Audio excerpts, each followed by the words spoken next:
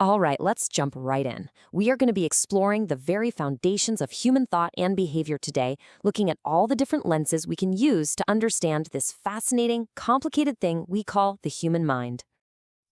Really, it all comes down to this one single, incredibly powerful question. This is the question that's driven thinkers for centuries, and it's the bedrock for every single psychological theory we're about to cover. Maybe the best way to even start thinking about that question is to picture the whole human experience as this giant mountain.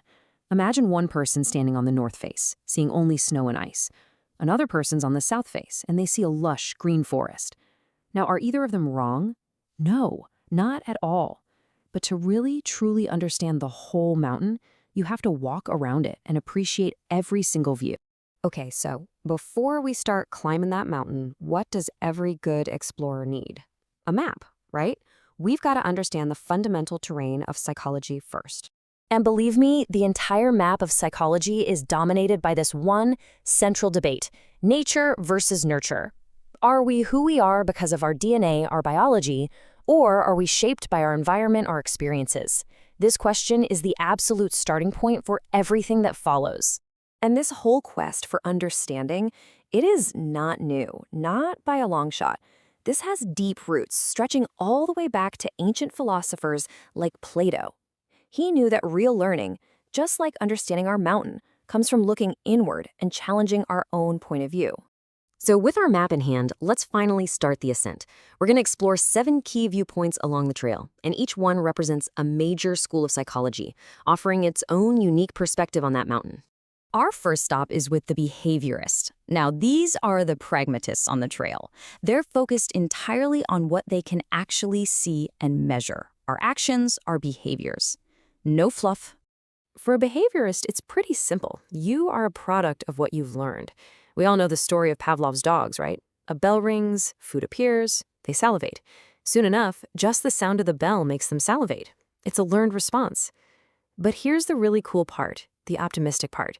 If a behavior is learned, well, that means it can also be unlearned. Okay, let's keep moving to our next viewpoint. We're meeting the psychoanalysts, and they argue that the real story isn't what's visible on the surface at all. For them, the important stuff is happening deep, deep underground. This is the world of people like Sigmund Freud. This school of thought suggests that our actions are actually being driven by these hidden urges and old experiences that are buried way down in our unconscious mind. To understand who you are today, they believe you have to dig up the past. All right, our next perspective doesn't just look at a single snapshot in time. Instead, it's like switching from a photograph to a full-length movie. It zooms way out to look at the entire journey of our lives. Developmental psychology is all about tracking how we grow and change across our entire lifespan. It looks at our physical, our cognitive, and our social evolution, asking that fundamental question: how do we become the people that we are? Now, get ready for a major shift in thinking. The cognitive perspective sees the human mind as the ultimate information processor, like a supercomputer that's constantly running, analyzing the world around us. And here is the crucial idea. It is not the events themselves that determine how we feel. It's our interpretation of those events. The quality of your thoughts, according to the school, directly creates the quality of your emotions and your life. So back in the 1950s, a new viewpoint started to emerge, really as a reaction to some of these other, more deterministic schools. Humanism wanted to put our personal freedom and our incredible potential for growth right at the front and center of the conversation.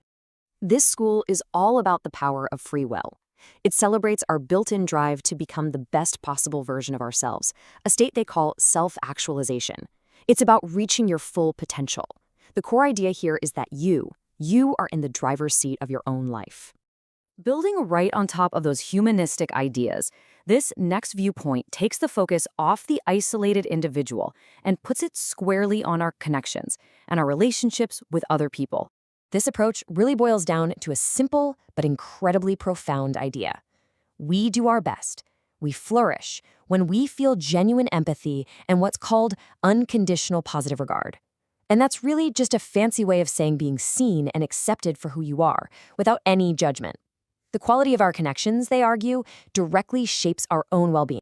All right, for our final viewpoint on this trail, we are zooming out even further. We're no longer just looking at the individual, but at the individual as a small part of a much, much larger social and cultural web. This perspective explores how the society we're born into, our culture, our family, the media we consume, how all of it profoundly shapes our beliefs, our norms, and the choices we make every single day. Okay, whew, we've visited all 7 viewpoints. Now, let's climb to the very summit of our mountain and see how all these different trails come together to form one single, breathtaking landscape. So, you might be asking, why are there so many different schools? Why can't they just agree? Well, because that's how our understanding evolves. The philosopher Thomas Kuhn called these big changes paradigm shifts. Each new school didn't just add a new fact, it challenged the old ways of thinking and, in doing so, created a much more complete picture of the human mind. And this brings us right up to the modern approach in psychology. It's called an eclectic viewpoint. It doesn't pick one correct school. Instead, think of it like a toolkit. A good therapist or psychologist draws on the strengths of all these different perspectives to give us practical insights for better self-awareness. So we've seen the mountain from every side now. Our journey up the trail ends right here. But a new one is just beginning for you. And it leaves one final, powerful question for you to consider as you start your own path of discovery.